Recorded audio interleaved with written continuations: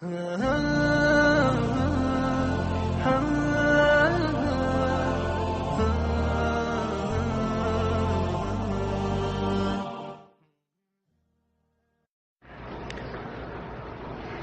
لله نحمده ونصلي على رسوله الكريم اما بعد فاعوذ بالله من الشيطان الرجيم بسم الله الرحمن الرحيم هو الذي بعث في الأميين رسولا منهم يتلو عليهم آياته ويزكيهم ويعلمهم الكتاب والحكمة میرے لیے بڑی سعادت کی بات ہے مدینہ منورہ میں بلد نبی صلی اللہ علیہ وسلم میں اتنے مقدس مقام پہ جس کی نسبت حضرت شیخ الحدیث مولانا زکریا رحمہ اللہ تعالی کی طرف ہے، ان کے عظیم خلیفہ حضرت مولانا عبدالحفیظ مکی رحمہ اللہ تعالی کی خانقاہ، اس میں بات چیت کا موقع مل رہا ہے۔ اپنے آپ کو ہرگز اس قابل نہیں سمجھتا کہ میں اس جگہ بیٹھ کے بات کروں۔ الامر فوق الادب، اس اصول پر عمل کرتے ہوئے چند گزارشات آپ کی خدمت میں تکرار کی نیت سے پیش کروں گا۔ آپ کہیں گے بھئی تکرار تو نیچے بیٹھ کے ہوتا ہے، اوپر بیٹھ کے کیوں کر رہے ہیں تکرار؟ تو تکرار میں جب بولنے والا ایک ہی ہو تو وہ اوپر بیٹھ سکتا ہے۔ مولوی کو پھنسانا آسان نہیں ہے، ٹھیک ہے نا؟ مولوی کو پھنسانا آسان نہیں ہے، وہ اس کے پاس ہر چیز کی دلیل ہوتی ہے۔ تو تکرار کی نیت سے کچھ باتیں آپ کی خدمت میں پیش کروں گا جو آپ لوگ یقیناً پہلے سے مجھ سے زیادہ جانتے ہیں کہ آپ کا اتنے بڑے سلسلے سے تعلق ہے، تو یہ باتیں آپ یقیناً مجھ سے زیادہ جانتے ہیں، تو اس نیت سے کہ تکرار ہو جائے، میرے ذہن میں بھی بیٹھ جائیں، اور جو کچھ پروپیگنڈا ہو رہا ہے اس بارے میں اس کے بھی کچھ جوابات سامنے آ جائیں۔ ابھی حضرت شیخ الحدیث مولانا زکریا رحمہ اللہ تعالی کی جو تعلیف پڑھ کے سنائی گئی اور بیعت کے سنت ہونے پر جو دلائل دیے گئے، حقیقت یہ ہے کہ اتنی تفصیل سے دلائل میرے ذہن میں بھی پہلے نہیں تھے۔ بڑی زبردست کتاب ہے جو ماشاءاللہ جس پڑھی جا رہی ہے یہاں پر۔ میں نے جو قرآن مجید کی آیت تلاوت کی ہے، هو الذی بعث فی الامیین رسولا منہم یتلو علیہم آیاتہ، اللہ وہ ذات ہے جس نے اپنے رسول کو بھیجا امیین میں، جو ان لوگوں میں جو نہ لکھنا جانتے ہیں نہ پڑھنا جانتے ہیں۔ اور رسول کی ذمہ داری کیا ہے؟ یتلو علیہم آیاتہ، رسول ان پر اللہ کی آیات تلاوت کرتے ہیں، انہیں پڑھ کے سناتے ہیں۔ یتلو علیہم آیاتہ ویزکیہم، رسول کی دوسری ذمہ داری ہے کہ رسول ان کا تزکیہ کرتے ہیں۔ تزکیہ کا معنی پاک صاف کرنا۔ وَيُعَلِّمُهُمُ الْكِتَابَ، رسول ان کو کتاب سکھاتے ہیں۔ ایک لفظ جو ہے نا یہ پورے معنی اور مضامین کو اپنے اندر سمویا ہوا ہے، ایسا ہی نہیں نازل ہو گیا کہ بس جیسے ہم کوئی بیٹھے کوئی شخص کوئی کلام کرتا ہے تو بعد میں اس کا مطلب تلاش کر رہا ہوتا ہے کہ میں نے صحیح کہا غلط کہا۔ وَيُعَلِّمُهُمُ الْكِتَابَ، رسول ان کو کتاب سکھاتے ہیں، والحکمہ، اور حکمت کی باتیں سکھاتے ہیں۔ بتاتے ہیں کا لفظ نہیں ہے، حکمت کی باتیں یہ نہیں ہے کہ ان کو حکمت کی باتیں بتاتے ہیں، بلکہ کیا ہے؟ حکمت کی باتیں سکھاتے ہیں۔ کسی چیز کو بتانے میں اور کسی چیز کو سکھانے میں بڑا فرق ہے۔ ڈرائیونگ بتانا الگ ہے، سکھانا الگ ہے۔ کھانا پکانا بتانا الگ ہے، سکھانا الگ ہے۔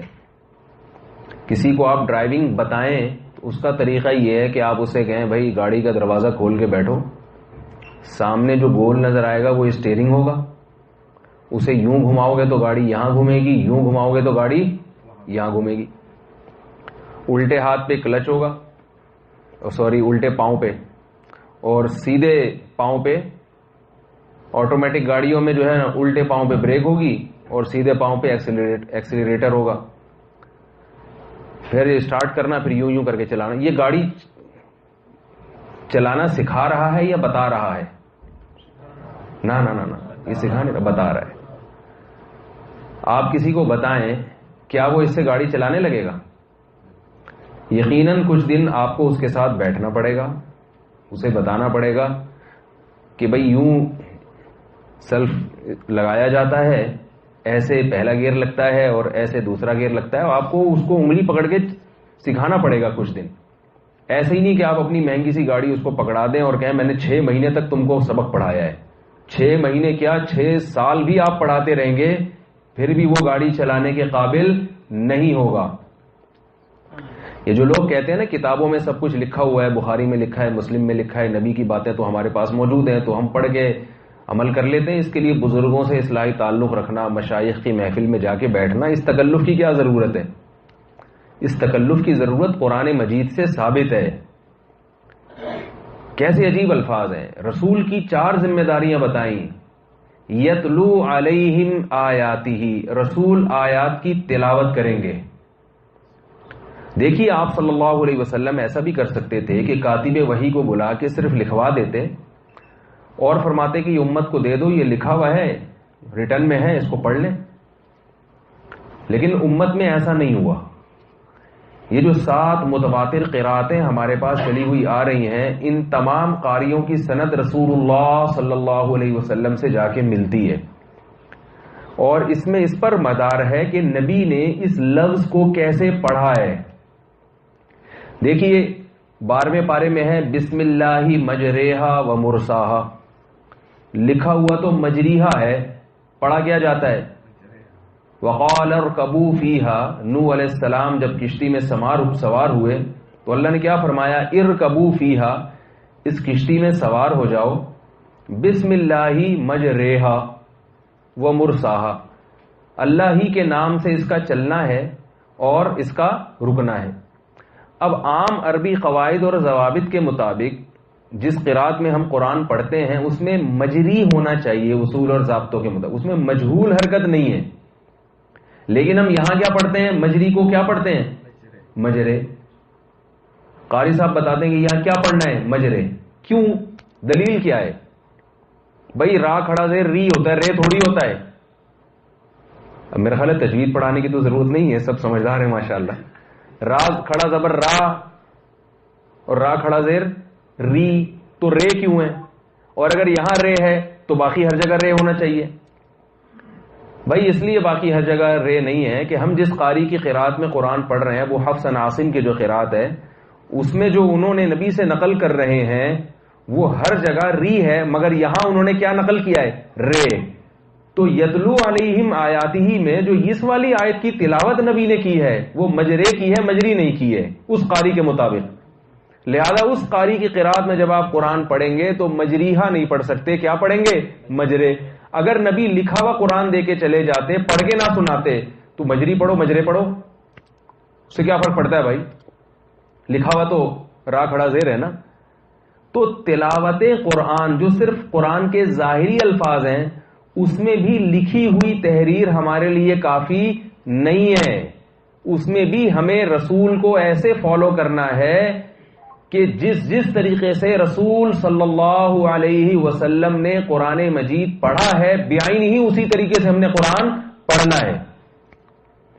اور اس سے بھی زیادہ آگے کی بات آپ کو میں بتاؤں کہ قرآن مجید کی کتابت بھی توقیفی ہے.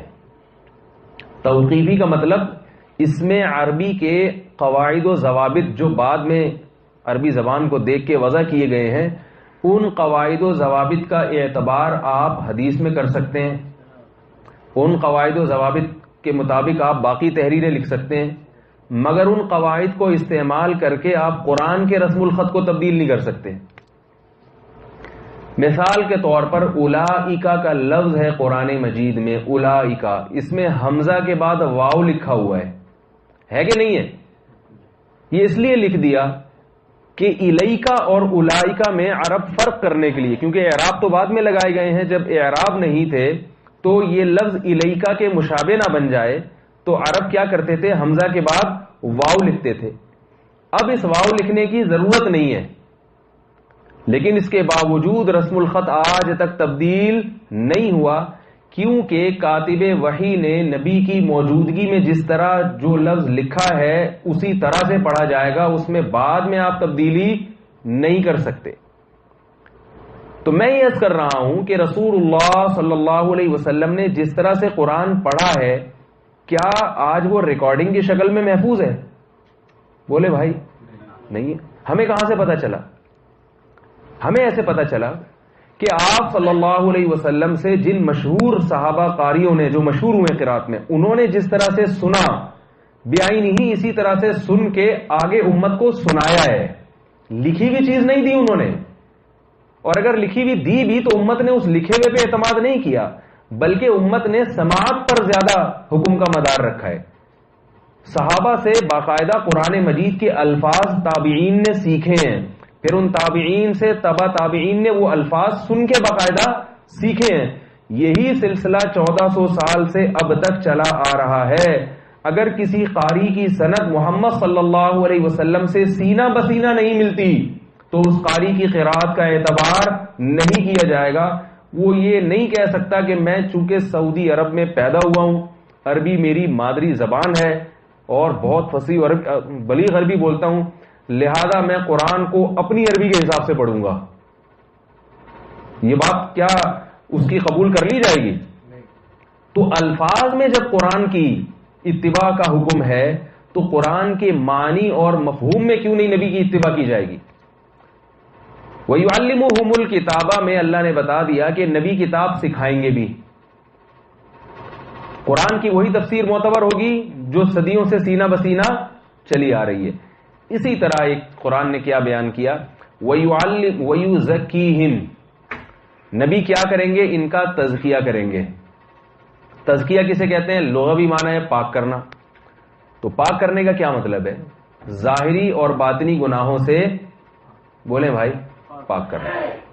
ظاہری گناہ بھی ہیں، زنا ہے، چوری ہے، جھوٹ ہے، رشوت ہے اور جو بھی گناہ ہوتے ہیں۔ باطنی گناہ کیا ہیں؟ تکبر ہے۔ آپ صلی اللہ علیہ وسلم نے اس بات کا اہتمام کیا کہ صحابہ میں کبر پیدا نہ ہو۔ دنیا کی محبت، آپ صلی اللہ علیہ وسلم نے اس بات کا اہتمام کیا کہ صحابہ کرام میں دنیا کی محبت پیدا نہ ہو۔ صحابی درخت لگا رہے ہیں، آپ صلی اللہ علیہ وسلم نے فرمایا کہ تمہاری جو عمر ہے نا وہ اس درخت سے کم ہے۔ ایک طرف آپ درخت لگانے کی ترغیب دے رہے ہیں، صحیح مسلم کی حدیث ہے، آپ صلی اللہ علیہ وسلم نے فرمایا کہ جس شخص نے درخت لگایا تو اس کے مرنے کے بعد جب تک لوگ پرندے بھی اس درخت سے کھاتے رہیں گے اس کو ثواب اس کا ملتا رہے گا، صحیح مسلم کی حدیث۔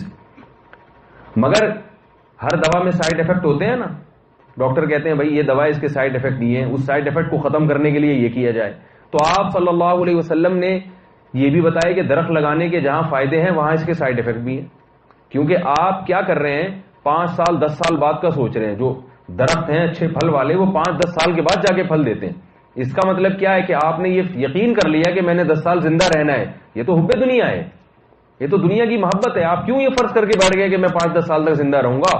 اس کا بھی علاج کیا کہ اس نیت سے درخت لگانا یہ آپ صلی اللہ علیہ وسلم کو پسند نہیں ہے۔ لگائیں ضرور مگر نیت کیا ہو، میں نہیں کھاؤں گا، اگر میں بالفرض مر گیا چلو میرے بچے کھائیں گے۔ اور اگر آپ اس نیت سے درخت لگا رہے ہیں کہ نہیں میں ہی کھاؤں گا، اس کا مطلب آپ مرنے کے لیے تیار نہیں ہے۔ مسلمان تو 24 گھنٹے موت کے لیے تیار رہتا ہے، بھائی کسی بھی وقت میں مر سکتا ہوں۔ تو آپ صلی اللہ علیہ وسلم نے صحابی رسول کے دل سے دنیا کی محبت نکالنے کا کس قدر اہتمام کیا، یہ تربیت دی آپ صلی اللہ علیہ وسلم نے۔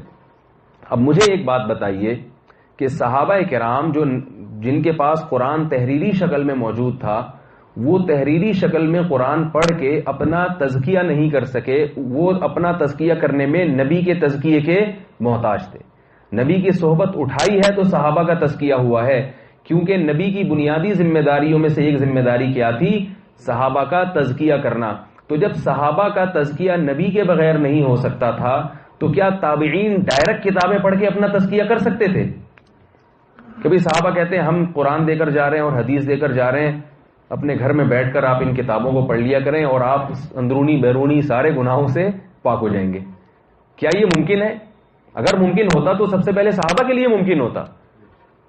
اسی لیے تابعین میں ان تابعین کا اونچا مقام ہے جنہوں نے صحابہ کی صحبت زیادہ اٹھائی. جب تابعین کی درجہ بندی کی جاتی ہے تو وہ تابعین سب سے زیادہ سر فہرست ہیں جنہوں نے صحابی رسول کی سب سے زیادہ صحبت اٹھائی ہے. اس سے کیا پتہ چلتا ہے کہ تابعین کو مقام مل رہا ہے صحابہ کی صحبت کی وجہ سے. اب آپ آگے چلیں سلسلے کو لے کر. جب تابعین کو صحابی کی صحبت کے بغیر ان کا کامل تزکیہ نہیں ہو سکتا تھا تو کیا تبع تابعین اس مقام تک پہنچ سکتے تھے کسی تابعی کی صحبت اٹھائے بغیر؟ یہ ممکن تھا. یہ سلسلہ صدیوں سے آج تک چلا آ رہا ہے. نبی نے جن کا تزکیہ کیا انہوں نے بعد والوں کا تزکیہ کیا، پھر انہوں نے اپنے بعد والوں کا تزکیہ کیا، پھر انہوں نے اپنے بعد والوں کا تزکیہ کیا، اور بالآخر یہ سلسلہ آج تک چلا ہے اور یہ سلسلہ قیامت تک چلے گا. اگر تزکیہ کرنے والے لوگ دنیا سے ختم ہو گئے تو یقیناً مزکہ یعنی جن کا تزکیہ کیا جاتا ہے وہ بھی ختم ہو جائیں گے، اور جب وہ ختم ہو جائیں گے تو اللہ اس زمین کو تباہ کر دے گا. کیونکہ حدیث میں آتا ہے کہ جب تک زمین پہ اللہ کا نام لیا جائے گا اللہ اس کو کائنات کو باقی رکھے گا. جب اللہ والے اس زمین سے ختم ہو جائیں گے تو اللہ قیامت برپا کر دیں گے. قیامت آئے گی اس لیے کہ اللہ والے دنیا سے ختم ہو جائیں گے. آج بہت سے لوگ کہتے ہیں تو بہت بڑا فتنہ پاکستان میں تو بہت ہی زیادہ یہ فتنہ چل رہا ہے پوری دنیا میں کہ ہمیں کسی کے سامنے دو زانوں بیٹھنے کی کیا ضرورت ہے، ہمیں کسی سے سیکھنے کی کیا ضرورت ہے. اور اس کو فیشن کے طور پہ پیش کیا جاتا ہے کہ میں خود سے سیکھوں گا، میں کسی پہ اعتماد نہیں کرتا. اور دلیل یہ دی جاتی ہے کہ بہت سو کو ہم نے دیکھ لیا ہے، یہ سب 2 نمبر ہیں، بہت سو کو ہم نے دیکھ لیا ہے. یاد رکھیں جیسے 2 نمبر لوگ موجود رہیں گے 1 نمبر بھی موجود رہیں گے. تو یہ خوب ذہن میں رکھیے کہ اہل اللہ کی صحبت کے بغیر تزکیہ نہیں ہوتا، اور اہل اللہ کی صحبت اس کے لیے بے انتہا ضروری ہے.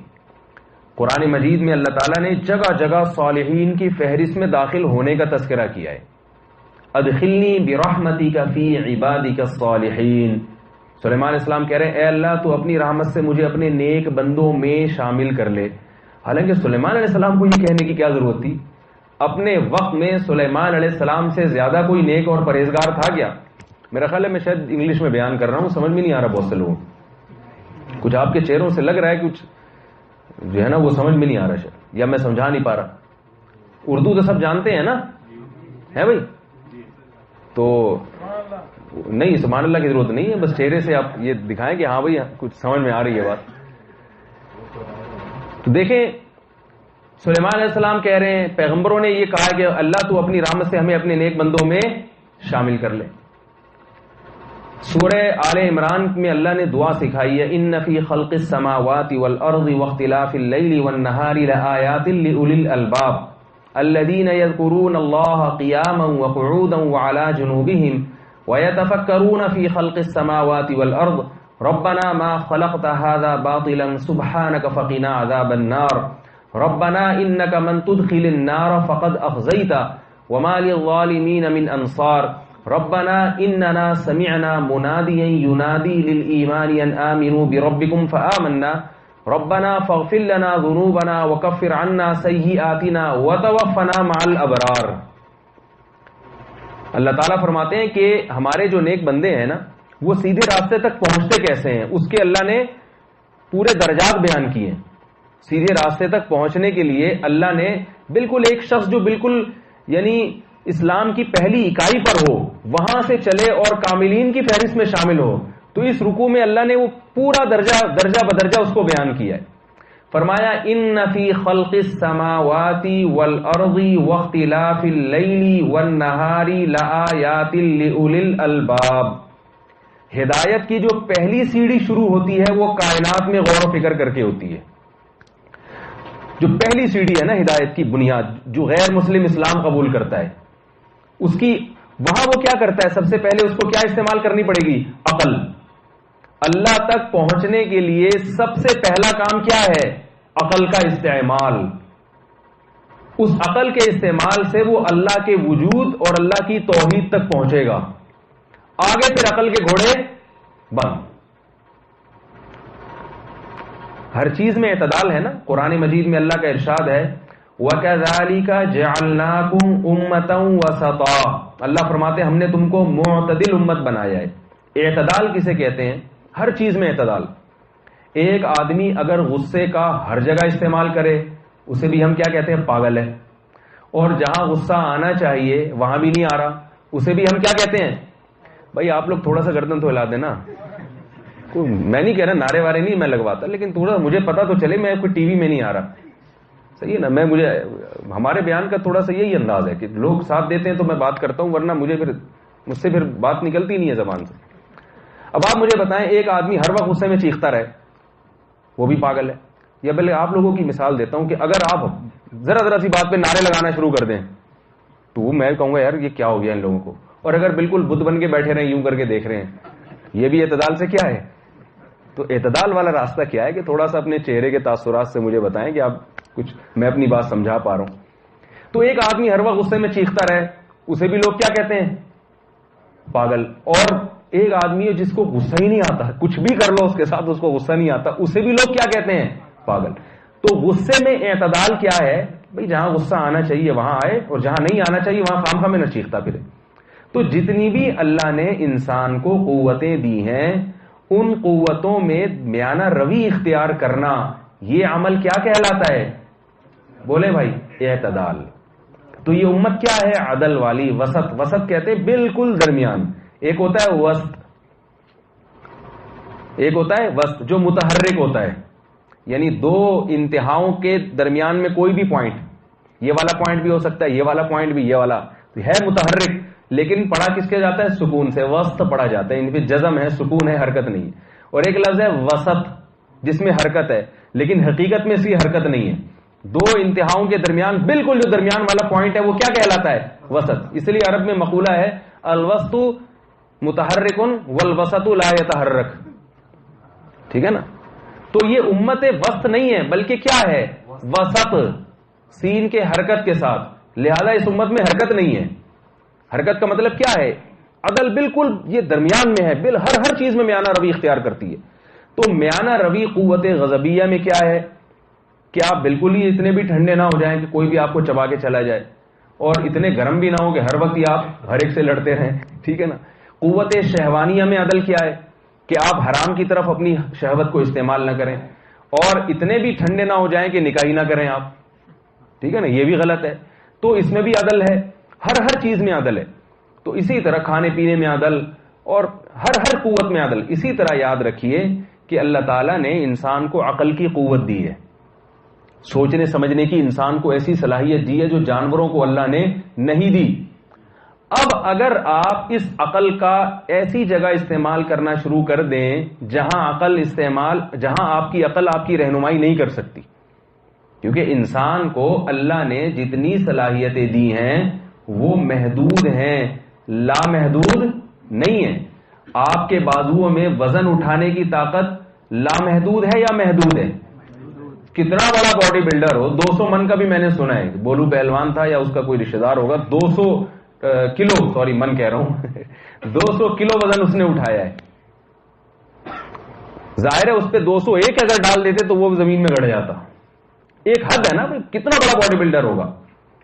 اور یعنی ایک انتہا ہے ہر چیز کی. جتنی قوتیں اللہ نے انسان کو دی ہیں ایک حد تک وہ قوتیں استعمال ہو سکتی ہیں, اس سے آگے انسان عاجز ہے. کتنی ایکسرسائز کر لے, کتنی توانائی, عمر بڑھاتا ہے انسان خوراک کے ذریعے, صحت اچھی رکھتا ہے تو وہ بھی ایک حد تک ہے. 200 سال بہت زیادہ ہو جائے گا, 200 سال ہو جائے گا. اب یہ تو نہیں کہ 200 سال کے بعد بھی زندہ رہے. ہر چیز میں اللہ نے, آپ جو دیکھتے ہیں ہماری دیکھنے کی صلاحیت لامحدود ہے یا محدود ہے؟ بہت تیز نظر ہوگی تو بھائی چلو وہاں تک دیکھ لے گا. اب یہ تو نہیں کہ یہاں سے بیٹھ کے ساتھ میں آسمان پہ کو دیکھنا شروع کر دے, وہ ایسی نظر تو نہیں ہوگی. تو یہ جو کافر ہے نا, جو ایتھیسٹ لوگ ہیں, جو دہری ہیں, یہ عجیب احمقانہ قسم کی بات کرتے ہیں. یہ کہتے ہیں کہ عقل سے ہم ہر چیز کا فیصلہ کر سکتے ہیں. ارے ایک عجیب بات ہے کہ تم آنکھوں کا کام ہے دیکھنا, ہر چیز دیکھ نہیں سکتے. زبان کا کام ہے چکھنا, ہر چیز چکھ نہیں سکتے. ناک کا کام ہے سونگنا, ایک حد تک سونگ سکتی ہے, اس کے بعد بے ہوش ہو جائیں گے آپ. میدے کا کام ہے ہضم کرنا, ایک حد تک ہضم کرے گا, اس کے بعد میدا ہضم کرنا, 2 پراٹھے کھا لیے, 4 کھا لیے, 6 کھا لیے, 12 تو نہیں ہضم کرے گا نا. 18 کی بھی رپورٹ ہے, ایک صاحب تھے 18 روٹیاں کھائی انہوں نے, 36 تو نہیں کھائیں گے نا وہ. ہر چیز کی ایک انتہا ہے, چبانے کی ایک انتہا ہے. تو عقل بھی تو ایک قوت ہے. یہ جو ایتھیسٹ ہے نا, مذہب مخالف لوگ ہیں, یہ کہتے ہیں ہم سب کچھ عقل سے سوچ سکتے ہیں, کیا صحیح ہے کیا غلط ہے. تو یہ خود خلاف عقل بات ہے. تو عقل کا دائرہ کار بھی محدود ہے.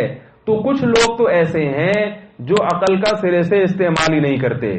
وہ لوگ ہیں جو مذہب کے منکر ہیں, جو بالکل سرے سے مذہب کا انکار کرتے ہیں نا, کہتے ہیں دنیا میں کوئی مذہب ہے ہی نہیں, خدا ہی نہیں ہے.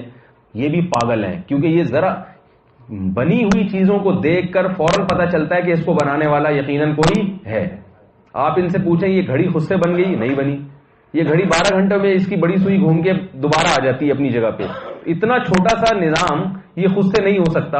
اور زمین سورج کے گرد 365 دنوں میں اسی مقام پہ آگے کھڑی ہو جاتی ہے جہاں 365 دن پہلے جہاں سے چلی تھی. تو یہ ایک سوئی گھوم نہیں سکتی, اور یہ زمین سورج کے گرد اتنی تیز رفتاری کے ساتھ گھوم رہی ہے. یہ چاند زمین کے گرد اتنی تیز رفتاری کے ساتھ گھوم رہا ہے. تو یہ بالکل ہی پاگل لوگ ہیں جو عقل کا سرے سے استعمال کرتے ہی نہیں ہیں, اور کہتے کیا ہے اپنے آپ کو عقل پرست. یہ ایسے ہی ہے جیسے ایک آدمی چوہے سے ڈرتا ہو اور نام رکھا ہوا بہادر خان ہے. بھائی نام کیا رکھا ہوا ہو؟ بہادر خان. تو لوگ کہیں گے بھائی تو کچھ اور کہہ لیتا. تو اب یہ اپنے آپ کو کہتے ہیں ہم عقل پہ چلتے ہیں. عقل سب سے پہلی بے عقلی تو آپ نے یہاں سے شروع کر دی. اسی طرح جو اسلام کے علاوہ دوسرے مذاہب کے ماننے والے ہیں وہ بھی عقل کا بالکل بھی استعمال نہیں کرتے. وہ کیا کرتے ہیں؟ اپنے ہاتھ سے بنائے ہوئے پتھروں کی پوجا کرنا شروع کر دی. ان سے کہا جائے کہ بھئی یہ تو نہ دیکھ سکتے ہیں, لہم قلوب لا یفقہون بہا, نہ ان کے دل ہیں جس سے سمجھ سکتے ہیں. الہم ارجل یمشون بہا, کیا ان کی ٹانگیں ہیں جن سے یہ چل سکتے ہیں؟ ام لہم ایدی یبطشون بہا, کیا ان کے ہاتھ ہیں جن سے یہ پکڑ سکتے ہیں؟ تو وہ جواب میں کہیں گے نہیں, نہ ایسے ہاتھ ہیں جن سے پکڑ سکتے ہیں, نہ ایسی ٹانگیں ہیں جن سے یہ چل سکتے ہیں. لیکن جب ان سے کہا جائے کہ پھر ان بتوں کی عبادت کیوں کرتے ہو, کیا کہتے ہیں؟ وجدنا آباءنا کذالک یفعلون, ہم نے باپ دادا کو اسی طرح کرتے ہوئے پایا ہے. یہ کس کو فالو کر رہے ہیں؟ باپ دادا کو. اور قرآن کہہ رہا ہے اولو کان آباؤہم لا یعقلون شیئا ولا یہتدون, اگرچہ ان کے باپ دادا خود بے عقل تھے اور خود سیدھے راستے سے ہٹے ہوئے تھے. تو یہ بے اعتدالی کا شکار ہے. یہود و نصارہ بے اعتدالی کا شکار ہیں. نصارہ نے کیا کیا؟ حضرت عیسیٰ کو اللہ کا بیٹا بنا لیا. اللہ نے فرمایا, اور دلیل کیا دیتے ہیں؟ بغیر باپ کے پیدا ہوئے. اللہ نے فرمایا ان مثل عیسیٰ عند اللہ کمثل آدم, عیسیٰ کی مثال اللہ کے ہاں آدم کی طرح ہے. آدم تو نہ باپ تھا ان کی نہ ماں تھی, مٹی سے اللہ نے بنا دیا. تو عیسیٰ کو اللہ بغیر باپ کے نہیں پیدا کر سکتا, صرف ماں کے ذریعے. کتنی بے وقوفی کی بات ہے. کانا یاکلان الطعام, عیسیٰ اور ان کی ماں کھانا کھایا کرتے تھے. انظر کیف نصرف الآیات, اے نبی دیکھو ہم کیسے اپنی آیات کھول کھول کے بیان کر رہے ہیں, مگر آپ ان کو دیکھیں یہ کدھر ان دلائل کو دیکھ کے بھاگ رہے ہیں. یعنی یہ کیا مطلب؟ یہ عقل کا استعمال نہیں کر رہے. تو قرآن میں جگہ جگہ حکم ہے افلا تعقلون, تم عقل سے کام کیوں نہیں لیتے, عقل سے کام کیوں نہیں لیتے, ہے نا. تو یہاں بھی جو میں عرض کر رہا ہوں کہ جو اسلام کے علاوہ دوسری قومیں ہیں وہ سیدھے راستے کو تلاش کرنے میں عقل کا ذرہ برابر بھی استعمال نہیں کرتے. یہ بھی بے اعتدالی ہے. اور جو ایتھیسٹ لوگ ہیں استعمال تو وہ نہیں کرتے عقل, لیکن دعویٰ ان کا کیا ہے کہ ہم ہر چیز کیا کرتے ہیں؟ عقل سے فیصلہ. اگر ان کے اس دعوے کو درست مان لیا جائے تو وہ بھی بے اعتدالی کا شکار ہیں, کیونکہ جیسے غصہ نہ آنا یہ پاگل پنا ہے, بے جا غصے کا استعمال یا بے جا اپنی طاقت سے زیادہ اپنے اوپر بوجھ ڈال دینا یہ بھی پاگل اور بیوقوف ہونے کی علامت ہے. تو کسی ایتھیسٹ کا یہ کہنا کہ میں ہر جگہ عقل سے فیصلہ کروں گا کہ صحیح کیا ہے غلط کیا ہے, تو یہ بھی آپ اپنی محدود قوت کا لامحدود استعمال کر رہے ہیں جو خود عقل کے خلاف ہے. آپ کی عقل خود کہے گی کہ بھائی میں عاجز ہوں, مجھ سے ہر چیز کے صحیح اور غلط ہونے کا فیصلہ کیسے کروا رہے ہو مجھ سے. بات سمجھا پا رہا ہوں میں؟ اب یہ ہم دیکھتے ہیں کہ کہاں عقل کا استعمال کرنا ہے اور کہاں عقل کا استعمال نہیں کرنا بلکہ تقلید کرنی ہے. بزرگوں کی جوتیاں اٹھانی ہے, ان کی صحبت میں بیٹھنے, حضرت جی آپ نے جو فرما دیا ٹھیک ہے. بات آ رہی ہے سمجھ میں؟ تو اللہ نے کیا فرمایا؟ ان فی خلق السماوات والارض, یہ پہلی سیڑھی ہے کہ آپ اللہ کے وجود تک پہنچنے کے لیے کہ اللہ ہے, کوئی اس کائنات کو بنانے والا ہے, یہاں تک پہنچنے کے لیے آپ اس کائنات میں غور کریں گے. خلق السماوات والارض، آسمانوں اور زمین کا بننا. بنی ہوئی چیزیں خود سے نہیں بنتی، کسی نے ان کو بنایا ہوتا ہے. ایک ایتھیسٹ نے مجھ سے سوال کیا، اس نے کہا اگر خود سے کوئی چیز نہیں بن سکتی ہے بھائی، اگر یہ کیونکہ شیطان وسوسے ڈالتا ہے نا، تو میں یہ سوال کا جواب بھی، اگرچہ میرا موضوع میں نہیں ہے لیکن گریوی بھی تو ہے نا ٹھیک ہے، کچھ چیزیں گریوی میں چلتی ہیں، ضمن چلتی ہیں. یہاں گریوی ہوتی ہے ہوٹلوں میں؟ پاکستانی ہوٹلوں میں، میرے خیال ہے سعودی عرب کے ہوٹلوں میں تو نہیں ہوتی ہوگی. اچھا، اس کو گریوی کو عربی میں کیا کہتے ہیں؟ چلیں خیر بعد میں دیکھ. تو یہ اصل میں لفظ غریبی تھا. غریب، یہ غریب تو عربی کا لفظ ہے نا، پھر یہ غریبی بن گیا ہے. اس کا کبھی شان نزول انشاءاللہ بتائیں گے ہم. تو ایک ایتھیسٹ نے سوال کیا کہ جب یہ ہم یہ مانتے ہیں کہ یہ اتنی عجیب، جب گھڑی خود سے نہیں بن سکتی، ہم لوگ یہی دلائل دیتے ہیں نا، گھڑی خود سے نہیں بن سکتی، یہ جو ڈیجیٹل کیمرہ ہے یہ خود سے نہیں بن سکتا، تو یہ کیمرہ انسانی آنکھ کو دیکھ کے بنایا گیا ہے، تو انسانی آنکھ کی کاپی ہے، تو وہ آنکھ خود سے کیسے بن گئی؟ بھائی چائنا جاپان کی نقل مار کے چیزیں مارکیٹ میں لا رہا ہے، تو وہ نقل خود نہیں بن سکتی، تو جو اصل ہے جس کی چائنا نے نقل ماری ہے، جو اوریجنل جاپانی کیمرہ ہے، وہ خود سے کیسے بن سکتا ہے؟ وہ تو ظاہر ہے چائنا کے سائنسدانوں سے بھی زیادہ ماہر سائنسدانوں نے بنایا ہوگا. تو یہ ڈیجیٹل کیمرہ جو ہے نا انسانی آنکھ کی کاپی ہے. تو جب یہ کاپی خود سے نہیں بن سکتی، اگر کوئی یہ نظریہ پیش کرے یہ خود سے بنی ہے، تو آپ کہیں گے پاگل ہو گیا یہ، تو یہ آنکھ خود سے کیسے بن سکتی ہے؟ اس کا بھی تو کوئی بنانے والا ہوگا نا. تو میں یہ بات کر رہا تھا، تو وہ دہریہ تھا، اس نے کہا کہ جس نے، جب یہ خود سے نہیں بن سکتی، یہ آپ دلیل دے رہے ہیں، تو سوال پھر یہ پیدا ہوگا کہ جس نے اس آنکھ کو بنایا وہ خود کیسے بن گیا؟ معاذ اللہ. یعنی جب اس کے بارے میں ہم یہ فرض کر سکتے ہیں کہ خود سے بنا ہے، تو ہم آنکھ کے بارے میں بھی فرض کر سکتے ہیں کہ یہ خود سے بنی ہے. یہ شیطان ہے جو وسوسے ڈالتا ہے. تو اس کا خوب اچھی طرح جواب سمجھ لیں کہ یہ جو کائنات ہے نا، یہ جو بنی ہوئی چیزیں ہیں، ان کے اوصاف ہم جانتے ہیں، ان کے بارے میں ہمیں معلوم ہے کہ یہ ان میں ان کی اوصاف جو ہے نا، بننا تو دور کی بات، یہ ایک حالت سے دوسری حالت میں تبدیل نہیں ہو سکتی جب تک کہ کوئی تبدیل کرنے والا نہ ہو. اور جو بنانے والا ہے وہ مخلوق نہیں ہے، وہ مادہ نہیں ہے، اس کے بارے میں ہمیں معلوم ہی نہیں ہے. تو اس کے جب ایک چیز کا ہمیں پتہ ہی نہیں ہے، تو ہم اس کے بارے میں کیسے فیصلہ کر سکتے ہیں کہ وہ خود سے بن سکتا ہے کہ نہیں بن سکتا؟ اس کی میں ایک مثال دے رہا ہوں. دیکھیے، آپ کو اطلاع ملی کہ ایک 7 سال کے بچے نے بہت بڑے پہلوان کو اکھاڑے میں پچھاڑ دیا. ایک 7 سال کے بچے نے بہت بڑے پہلوان کو، وہ جو اکھاڑا ہوتا ہے نا رنگ، اس میں کیا کیا؟ پچھاڑ دیا. آپ کہیں گے میں نہیں مانتا اس کو، یہ بات میری عقل میں نہیں آتی. اچھا، لیکن یہ خبر اتنی نقل ہوئی ہر ایک کی زبان پر اتنی نقل ہوئی کہ آپ کی عقل نے کہا کہ اتنے سارے لوگ جھوٹ پہ جمع نہیں ہو سکتے. اب کیا ہوا کہ جب آپ نے تفتیش شروع کی تو 2 گروپ بن گئے.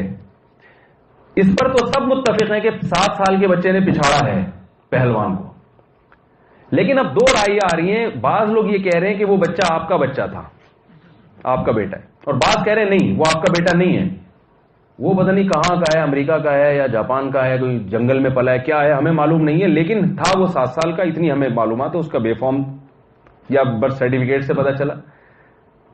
تو آپ کیا کہیں گے کہ بھائی یہ بات تو یقینی ہے کہ 7 سال کے بچے نے پچھاڑا ہے، کیونکہ ساری دنیا کے سارے انسان جھوٹ پہ جمع نہیں ہو سکتے. لیکن اتنی بات ہے کہ پھر وہ کوئی اور ہوگا، میرا والا نہیں ہو سکتا، کیونکہ اپنے بچے کو تو میں نے اپنے ہاتھوں سے پالا ہے اور میں جانتا ہوں کہ اس میں کتنا دم ہے. وہ تو چوہے سے ڈر جاتا ہے، اسے تو 3 دفعہ پولیو ہو چکا ہے، اسے تو اتنی دفعہ ٹائیفائڈ ہو چکا ہے، اس میں تو اتنی ساری بیماریاں ہیں، وہ نہیں ہو سکتا. وجہ کیا ہے؟ آپ دوسرے کے بارے میں کیوں تسلیم کرو گے کہ بھائی اب ماننا تو پڑے گا کہ کسی نے اس کو پچھاڑا ہے، لیکن میں اپنے بچے کے اوصاف جانتا ہوں، یہ نہیں ہو سکتا. ہو سکتا ہے کوئی ایسا بچہ ہو کسی قوم کا ہو، اس قوم میں 7 سال میں اتنے جوان ہو جایا کرتے ہوں. کچھ آپ کی عقل، کیونکہ آپ کے پاس اس کے علاوہ کوئی اور آپشن ہے نہیں. تو یہ جو مخلوق ہے نا، مخلوق، اس کی ایک ایک چیز کو ہم اچھی طرح جانتے ہیں. اس کمرے میں جتنی چیزیں ہیں ان میں سے ایک ایک چیز کی خاصیت کو ہم جانتے ہیں. ہمیں پتا ہے کہ یہ ستون خود سے نہیں بنا، اس کو کس نے بنایا ہے؟ کسی مزدور نے کھڑا کیا یہاں. اس ستون پہ جو کارپیٹ لگا ہوا ہے یہ خود سے نہیں ہے, یہ جو لاؤڈ اسپیکر ہے ہمارے سامنے کی ایجاد ہے. اور ایک ایک چیز کے بارے میں ہم جانتے ہیں. تو مخلوق کے بارے میں یہ ہم کہہ ہی نہیں سکتے کہ یہ خود سے بنی ہے, یہ کائنات خود سے بنی ہے. خالق کو ہم نے دیکھا نہیں ہے. خالق کے بارے میں ہم یہ کہہ سکتے ہیں کہ وہ ہمیشہ سے ہے اور ہمیشہ رہے گا, وہ خود سے ہے, اس کو کسی نے بنایا نہیں ہے.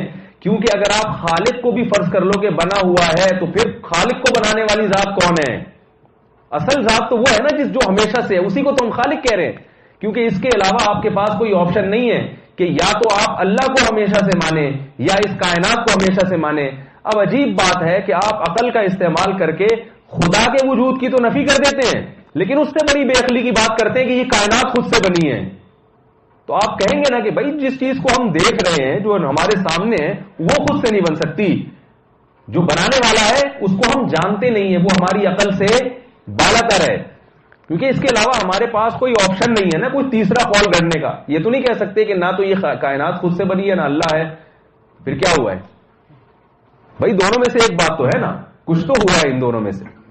تو اس لیے اللہ کی ذات سے چونکہ ہم واقف نہیں ہیں, اس کی ذات کی باریکیاں ہماری عقل سے بالاتر ہیں, لہذا اس کے بارے میں یہ کہنا کہ وہ ہمیشہ سے ہے, خود سے ہے, یہ چیز عقل کے خلاف نہیں ہے بلکہ عقل کی پہنچ سے بالاتر ہے. اور اس کو کہنا کہ یہ ہم ہمیشہ سے ہیں, یہ عقل کی پہنچ سے بالاتر نہیں ہے بلکہ عقل کی پہنچ کے خلاف ہے. اس کی میں ایک عقل سے بالاتر کیا ہوتا ہے اور عقل کے خلاف کیا ہوتا ہے, اس کو میں ایک آسان مثال سے سمجھاؤں. دیکھیں, ایک دیہاتی گنوار کے پاس کوئی شخص آئے اور کہے کہ 2 جمع 2 6 ہوتے ہیں, 2 کو 2 میں جمع کرو تو کیا ہوتے ہیں؟ وہ دیہاتی کے سامنے آپ نے کہا 2 کو 2 میں جمع کرو تو 6 ہوتے ہیں. کہے گا پاگل ہو رہے ہو, 2 اور 2 کتنے ہوتے ہیں؟ 4 ہوتے ہیں. فوراً فیصلہ کر لے گا. کیوں؟ یہ چیز اس کی عقل کے دائرے میں آتی ہے, اس کی عقل کی حدود میں داخل ہے. وہ فوراً فیصلہ کرے گا, کہے گا کہ میری عقل کے بالکل خلاف ہے کہ 2 اور 2 کتنے ہوتے ہیں؟ 6. لیکن اگر آپ کہیں 365 کو 358 سے ضرب دیا جائے تو 2646 جواب آئے گا. وہ کہے گا بھائی آ بھی سکتا ہے اور نہیں بھی آ سکتا. کہے گا مجھے نہیں پتا بھائی. اگر کہنے والا صادق ہے, کہنے والا ریاضی دان ہے, اس کے پاس کیلکولیٹر ہے یا کوئی کمپیوٹر ہے جس سے وہ کیلکولیٹ کر کے بتا رہا ہے, تو مان لے گا ہاں بھائی تم زیادہ جانتے ہو, میں اپنی عقل سے فیصلہ نہیں کر سکتا. بتانے والا صادق اور امین ہے, مان لیتا ہوں. بتانے والا جھوٹا ہے تو بھائی مجھے نہیں پتا اس وقت آپ سچ بول رہے ہو وہ جھوٹ بول رہے ہو. تو آپ اس کے صحیح یا غلط ہونے کا فیصلہ اس لیے نہیں کرو گے, آپ بولو گے کہ میری عقل یہاں تک پہنچتی ہے ہی نہیں, عقل پہنچتی نہیں ہے میری. بتانے والا صادق ہے تو مان لوں گا, ورنہ خاموش رہوں گا, نہ انکار کروں گا نہ اقرار کروں گا. تو ہم یہ کہتے ہیں کہ اس کائنات کو ہمیشہ سے مان لینا یہ عقل کے سے بالاتر نہیں ہے بلکہ یہ دعویٰ عقل کے خلاف ہے. کیونکہ عقل ان چیزوں کی خواص جانتی ہے, وہ بتاتی ہے کہ بھائی یہاں تو پنکھا بننا تو دور کی بات, پنکھا ہلتا نہیں ہے جب تک ہلانے والا کوئی نہ ہو. کبھی آپ نے دیکھا اگر یوں ہل رہا ہے خود بخود ہی, ظاہر ہوا چل رہی ہوگی تو ہلا ہوگا, اور اگر بغیر ہوا کے ہل رہا ہے تو سب بھاگ جاتے ہیں کمرہ چھوڑ کے, انہیں کوئی جنات ہے جو اس کو ہلا رہے ہیں. وہی کل قاری صاحب بیٹھے ہوئے یہاں پہ, اچھا قاری صاحب نے ایک واقعہ سنایا. یہاں عربوں کی عادت ہے نا, خالی مکان میں بھی جب داخل ہوتے ہیں تو السلام علیکم ورحمۃ اللہ کہتے ہیں. تو انہوں نے بتایا کہ کوئی خاتون کسی گھر میں داخل ہوئی, انہوں نے کہا السلام علیکم. ان کی عادت تھی کہ بھائی خالی مکان میں بھی فرشتے ہوتے ہیں, جنات ہوتے ہیں, تو ان کو سلام ہو جائے گا. تو انہوں نے سلام کیا خالی گھر میں, السلام علیکم ورحمۃ اللہ. جواب آیا وعلیکم السلام ورحمۃ اللہ. وہ بے ہوش ہو کے گر گئی. ممکن ہے کسی جن کا دماغ گھوم گیا, اس نے کہا جب آپ 6 سال سے ہمیں سلام کر رہی ہیں چلو ہم بھی. تو بے ہوش ہونے کی وجہ کیا ہے بھائی؟ نہ کوئی ٹیپ ریکارڈ ہے نہ کوئی بندہ بیٹھا ہوا ہے. اس پہ اگر آپ اجازت دیں تھوڑا سا چٹکلا سنا دوں, آپ تھوڑے سے فریش ہو جائیں گے. وقت تو ہے نا, تھوڑی دیر بات کر لوں, 15 منٹ آدھا گھنٹہ. اچھا بیٹھے ہوئے تو ہیں آپ. وہ ہے نا, وہ بچے بڑے شرارتی ہوتے ہیں نا, اسکول کے بھی مدرسے کے بھی. تو ان کے استاد تھے, عبد الغفور نام تھا, وہ کبھی ناغہ نہیں کرتے تھے. وہ استاذ کبھی ناغہ نہیں کرتے تھے. بچوں نے پروگرام بنایا, یار استاذ صاحب کو نا کوئی ایسا کرو گے یہ بیمار ہو جائیں کسی طرح, کچھ دن تو ہمیں سکون ملے. اب کیا کرے بھائی, اتنا بھی نہیں کر سکتے کیونکہ دوا ملا کے تو زیادہ ہی نقصان ہو جائے گا. تو بڑے پریشان ہوئے. تو ایک بچے نے کہا میرے پاس اس کا جواب ہے, میں ایسا عمل کروں گا کہ استاد جی 1 ہفتے کی انشاءاللہ چھٹی کریں گے, ٹھیک ہے نا, کم سے کم 1 ہفتہ استاد جی غائب ہوں گے. استاد جی کی عادت تھی کہ قبرستان سے جب بھی گزرتے تھے تو کہتے تھے السلام علیکم یا اہل القبور. کیا کہتے تھے؟ السلام علیکم یا اہل القبور. تو ایک بچہ جو ہے نا قبرستان میں قبر کے پیچھے چھپ گیا. جب استاد عبد الغفور وہاں سے گزرے اور انہوں نے کہا السلام علیکم یا اہل القبور, تو جواب آئی وعلیکم السلام بھائی عبد الغفور. وعلیکم السلام بھائی عبد الغفور. وہ بیچارے بے ہوش ہو کے ایک ہفتے تک نہیں پہنچ سکے. وہ بے ہوش کیوں ہوئے؟ کہ بھئی خود سے کچھ بھی نہیں ہوتا. ٹھیک ہے نا, جب یہاں کچھ نہیں ہے تو خود سے نہیں ہوتا. آواز نکلنے کے لیے کسی آواز نکالنے والے کا ہونا ضروری. یہ لہریں بھی آواز کی خود سے نہیں بنتی, یہ پنکھا خود سے نہیں گھومتا. تو جب ایک چیز ایک حالت سے دوسری حالت میں تبدیل نہیں ہوتی کسی مبدل کے بغیر, تو پیدا کیسے ہو سکتی ہے؟ وہ پیدا کرنا تو اور مشکل ہے. پیدا کرنا تو اور مشکل ہے, اس کو بنانا تو اور مشکل ہے. دیکھیں موبائل بنانا مشکل ہے, یہ چارج کرنا مشکل ہے. چارج کرنا تو ہر آدمی کر رہا ہوتا ہے, پہلی دفعہ جس نے بنایا وہ بڑا مشکل کام کیا. تو میں یہ عرض کر رہا تھا کہ جو اللہ کی ذات ہے نا وہ ہماری عقل سے بالا تر ہے, خلاف عقل نہیں ہے, عقل سے بالا تر ہے. اور مخلوق کو کہہ دینا کہ یہ ہمیشہ سے ہے, یعنی یہ بات کہ اللہ ہمیشہ سے ہے, یہ عقل سے بالا تر ہے مگر خلاف عقل نہیں ہے. اور مخلوق کو کہہ دینا کہ یہ ہمیشہ سے ہے, یہ عقل سے بالا تر نہیں ہے بلکہ عقل کے خلاف ہے. تو جو چیز عقل کے خلاف ہو وہاں عقل کے خلاف چلنا حرام ہے, ناجائز ہے, بے وقوفی ہے, حماقت ہے. ہاں جو عقل سے بالا تر ہے اس کے بارے میں آپ رائے قائم نہیں کر سکتے. تو میں یہ عرض کر رہا تھا, اللہ کرے جلدی سے بات کو میں سمیٹوں, کیونکہ میں جب چل پڑتا ہوں نا تو پھر وہ سمیٹنا بات کو مشکل ہو جاتا ہے. تو جو دہریے قسم کے لوگ ہیں وہ عقل وہاں بھی استعمال کرتے ہیں جہاں عقل کام نہیں کرتی, جبکہ اللہ نے صلاحیتیں محدود دی. تو اللہ نے کیا فرمایا؟ ان فی خلق السماوات والارض, آسمانوں اور زمین کے پیدا ہونے میں, یعنی جو اللہ نے پیدا کیا ہے نا ان کو پیدا کرنے میں, اس میں یہ یعنی عدم سے وجود میں کیسے آ گئے. ایک بات یہ, واختلاف اللیل والنہار, پھر عدم سے وجود میں آ کے ان کے اوصاف کا تبدیل ہونا. ایک کیمرہ خود سے وجود میں آ جائے اور پھر خود بخود چارج بھی ہوتا رہے, اس کے اوصاف تبدیل ہوتے رہیں. تو اتنی سی بات سے جب ہم کیمرے کے مالک کی طرف پہنچتے ہیں, کیمرے کے موجد کی طرف پہنچتے ہیں, تو اللہ فرماتے ہیں اس کائنات میں غور کر کے عقل کا استعمال کر کے اہل ایمان کہاں تک پہنچتے ہیں؟ اللہ کے وجود تک پہنچتے ہیں, کئی ساری چیزوں تک پہنچ جاتے ہیں. لآیات لأولی الالباب, عقل والوں کے لیے اس میں بہت ساری نشانیاں ہیں, سائن بورڈ ہیں جو بہت ساری ایسی چیزیں دکھا رہے ہیں جو ہمیں نظر نہیں آ رہی. سائن بورڈ کیوں لگایا جاتا ہے, علامتیں کیوں لگائی جاتی ہیں کہ جب آپ کو کھائی نظر نہیں آتی تو سائن بورڈ لگایا جاتا ہے تاکہ اس کو دیکھ کے آپ یقین کر لیں کہ آگے کھائیے. تو اللہ نے فرمایا کہ میں چونکہ نظر نہیں آتا, میری طاقت و قدرت نظر نہیں آتی, تو میں نے کیا کیا, سائن بورڈ لگا دیے.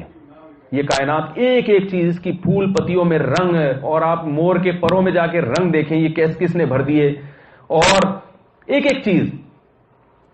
تو اللہ فرماتے ہیں لآیات لأولی الالباب, عقل والوں کے لیے اس میں بہت ساری نشانیاں ہیں. تو یہاں ہم نے کیا کرنا ہے, عقل کا بولیں بھائی استعمال کرنا.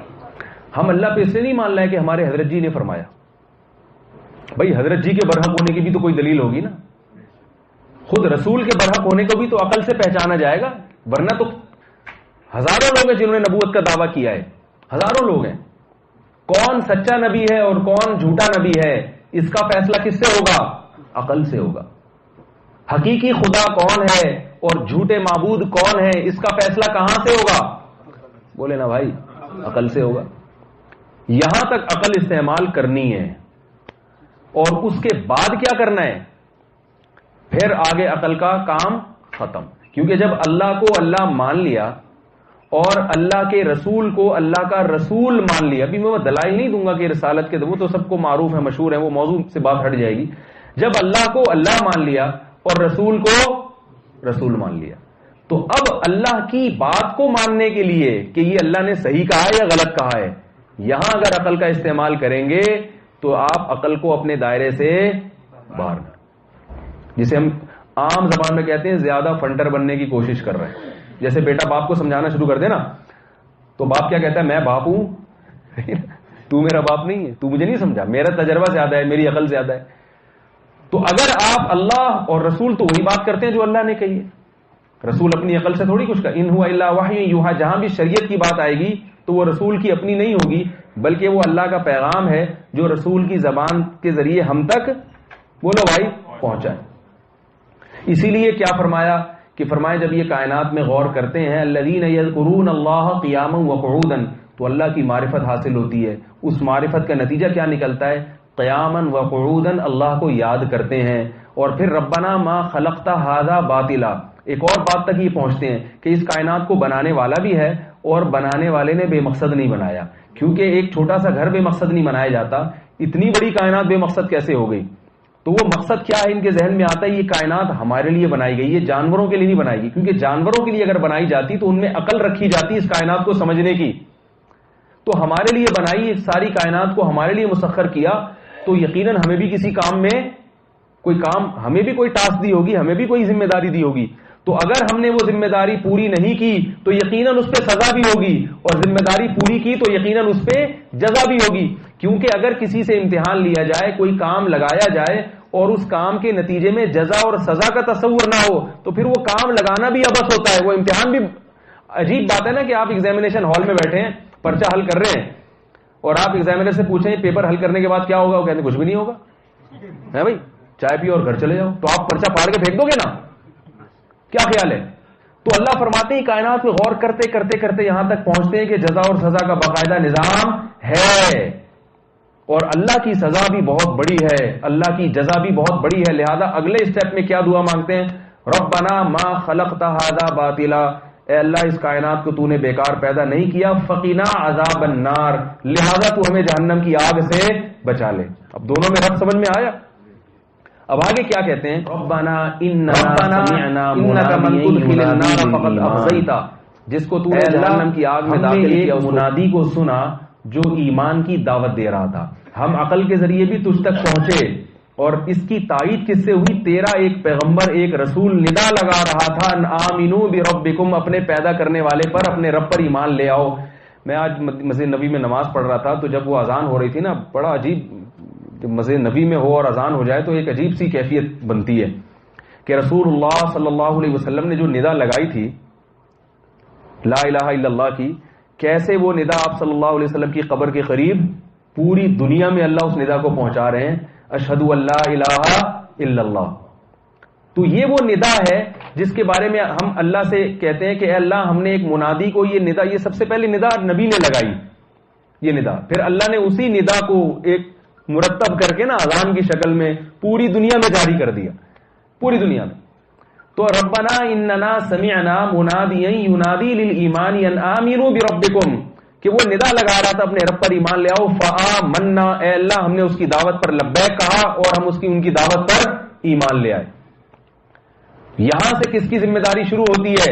رسول صلی اللہ علیہ وسلم کی، کیونکہ آپ نے رسول کی دعوت پر جب لبیک کہا تو آپ، اس کی علامت ہے کہ آپ نے رسول کو صادق اور امین سمجھا، آپ ان کو جھوٹا نہیں سمجھتے، لہذا آپ نے رسول کی اطاعت کا التزام بولو بھائی کر لیا۔ اب رسول کی بات کے لیے اگر آپ عقل کا مطالبہ کریں گے کہ یہ والی حدیث چونکہ میری سمجھ میں نہیں آتی، تو یہ بھی پاگل ہونے کی دلیل۔ حضرت ابو بکر صدیق کا اتنا اونچا مقام کیوں ہے؟ رسول اللہ صلی اللہ علیہ وسلم نے جب یہ دعویٰ کیا نا کہ اللہ مجھے اس جسم کے ساتھ مسجد اقصیٰ لے گیا اور رات کے تھوڑے سے حصے میں اللہ وہاں سے مجھے واپس لے آیا، تو حضرت ابو بکر صدیق نے جب یہ سنا تو مشرکین کو یہ خیال تھا کہ اب یہ نبی کی تکذیب کر دیں گے کہ بھئی یہ تو غلط ہو گیا۔ تو حضرت ابو بکر نے کیا فرمایا کہ کیا واقعی محمد صلی اللہ علیہ وسلم نے یہ دعویٰ کیا ہے؟ مشرکین نے کہا ہاں کیا۔ آپ نے فرمایا پھر صحیح دعویٰ کیا ہے، پھر یہ غلط نہیں ہو سکتا۔ یہ کیا ہے؟ عقل کا غیر ضروری استعمال نہیں کر رہے، جہاں تک کرنا تھا استعمال کر لیا، اب نہیں۔ تو جو میں اصل موضوع ہے جس کی طرف آ رہا ہوں، تو دیکھو کہ جس طرح انبیاء کرام کی صحبت صحابہ نے اٹھائی، اس لیے کہ صحابہ کو نبی کے برحق ہونے کا یقین تھا۔ اب آگے صحابہ نے نبی سے ہر بات پہ یہ نہیں پوچھا کہ یہ صحیح ہے غلط ہے۔ اسی طرح تابعین میں اللہ نے انہی تابعین کو اونچا مقام دیا جنہوں نے صحابہ پر اعتماد کیا اور صحابہ سے دین سیکھا اور عقل کے اصولوں پر اس کو پرکھنے کی کوشش بولے بھائی نہیں کی۔ ایسے فرقے پیدا ہوئے ہیں اسلام میں قرن اول میں کہ جنہوں نے اس بات کا انکار کیا کہ قیامت میں ہم اللہ کا دیدار نہیں کریں گے. انہوں نے کہا کیونکہ یہ عقل سے ممکن نہیں ہے، اللہ تو لامحدود ہے، محدود آنکھوں سے ہم اللہ کو کیسے دیکھیں گے. بڑے عقلی دلائل دیے انہوں نے. لیکن حق پر کون تھے؟ جنہوں نے کہا کہ ہم اللہ کا دیدار کریں گے، کیونکہ صحابہ کا یہی عقیدہ اور رسول اللہ صلی اللہ علیہ وسلم نے یہی بات سکھائی. تو اسی طرح یاد رکھیں کہ پھر تابعین میں انہی تابعین کو اونچا مقام ملا جنہوں نے صحابہ پر اعتماد کیا. پھر تبع تابعین میں انہی تبع تابعین کو مقام ملا جنہوں نے تابعین پر اعتماد کیا. یہ سلسلہ آج تک چلا آ رہا ہے. اگر آپ اپنے سے پہلوں پر اعتماد نہیں کرو گے، پہلوں کا مطلب بعض لوگ کہتے ہیں ہم اسلاف کو فالو کریں گے ڈائریکٹ. او بھائی، تابعین نے ڈائریکٹ نبی کو فالو نہیں کیا، کس کے واسطے سے فالو کیا ہے؟ صحابہ کے واسطے سے. اور صحابہ نے ڈائریکٹ اللہ کو فالو نہیں کیا، کس کے واسطے سے فالو کیا ہے؟ نبی کے واسطے سے. تو یہ عجیب بات ہے کہ صحابی اللہ تک نبی کے واسطے کے بغیر نہیں پہنچ رہے، تابعین صحابی کے واسطے کے بغیر نہیں پہنچ رہے، تبع تابعین تابعین اور صحابی دو واسطوں کے بغیر نہیں پہنچ رہے، اور ہم ڈائریکٹ یہاں سے جمپ لگائیں اور ہم کیا کہیں میں ڈائریکٹ کس کو فالو کرتا ہوں، میں کسی کی نہیں مانتا. اس زمانے کے یہ مقولے عام ہیں، میں تو اسکول پڑھا ہوا ہوں نا. ابے بھائی اس زمانے کے سارے 2 نمبر مولوی ہیں، یہ ملفوظ ہیں آج کل جو چل رہے ہیں. ابے یہ سب 2 نمبر ہیں، ابے یہ سب دگانے چمکا رہے ہیں. او بھائی یہ سب ایسے ہی ہیں. میں کس کو؟ صحیح حدیث کو مانتا ہوں، میں قرآن کو مانتا ہوں اور صحیح حدیث. اذا صح الحدیث فهو مذہبی. یہ مقولہ امام حنیفہ کا بہت چل رہا ہے. یہ نہیں پتا کہ امام حنیفہ کس کے شاگرد تھے؟ حماد الکوفی کے. امام حنیفہ نے ایسا نہیں کیا کہ صرف حدیثیں جمع کر لی ہوں، کئی سال تک حماد الکوفی کی صحبت اٹھائی ہے. اس کے بعد اس قابل بنے ہیں کہ وہ بات کریں گے تو امت ان کو فالو کرے گی.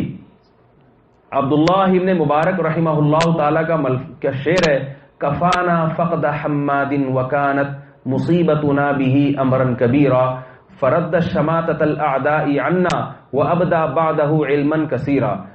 عبداللہ ابن مبارک فرماتے ہیں کہ حماد الکوفی کا وجود ہمارے لیے بہت بڑی سعادت تھی. جب ان کا انتقال ہو گیا تو ابو حنیفہ ہمارے لیے کافی ہو گئے. کس سے؟ حماد الکوفی سے.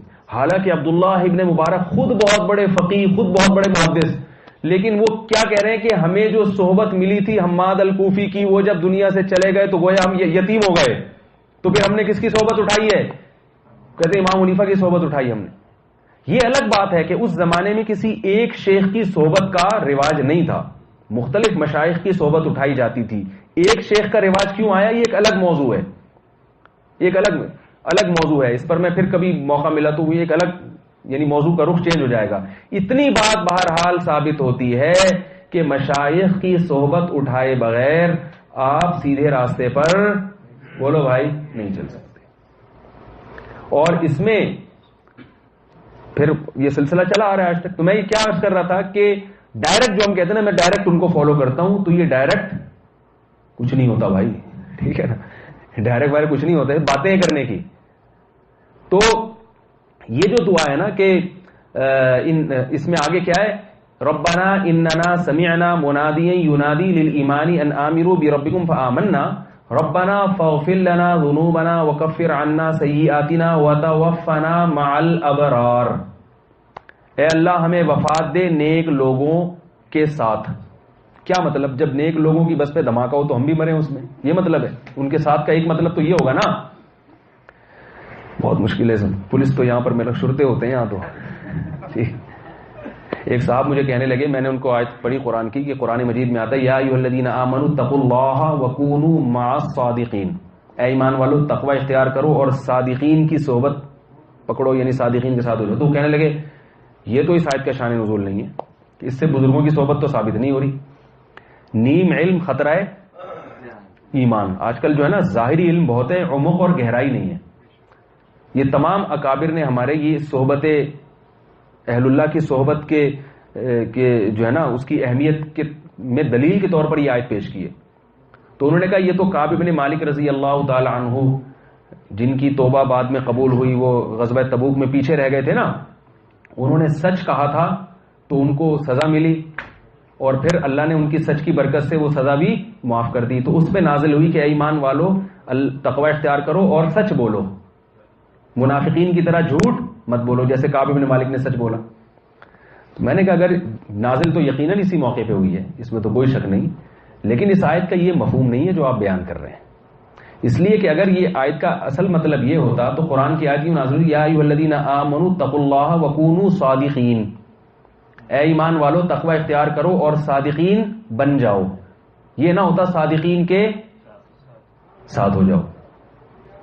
کونوا مع الصادقین کا مطلب صادقین کی فہرست میں شامل ہو جاؤ. کیا مطلب؟ ہر دور میں صادقین رہیں گے تو تم بھی انہی کی فہرست میں شامل ہو جاؤ. صادق کسے کہتے ہیں اور صدیق کسے کہتے ہیں؟ صدیق صادقی کا مبالغے کا صیغہ ہے. یعنی صدیق جو قرآن میں آتا ہے نا کہ من النبیین والصدیقین والشہداء والصالحین، اس میں شہداء اور صالحین کا مطلب تو سب کو معلوم ہے. صدیق کا مطلب بالکل سچا. صدیق کا کیا مطلب ہے؟ بالکل سچا. اور یہ منافق کی اپوزٹ ہے، منافق کی ضد ہے. منافق بالکل کیا ہوتا ہے؟ جھوٹا. ایک جھوٹ تو وہ ہوتا ہے جو پکڑا جاتا ہے نا، اور ایک جھوٹ پکڑا نہیں جاتا. جو بڑی ہوشیاری سے جھوٹ بولتا ہے وہ بہت پکا جھوٹا ہوتا ہے. وہ کیا ہوتا ہے؟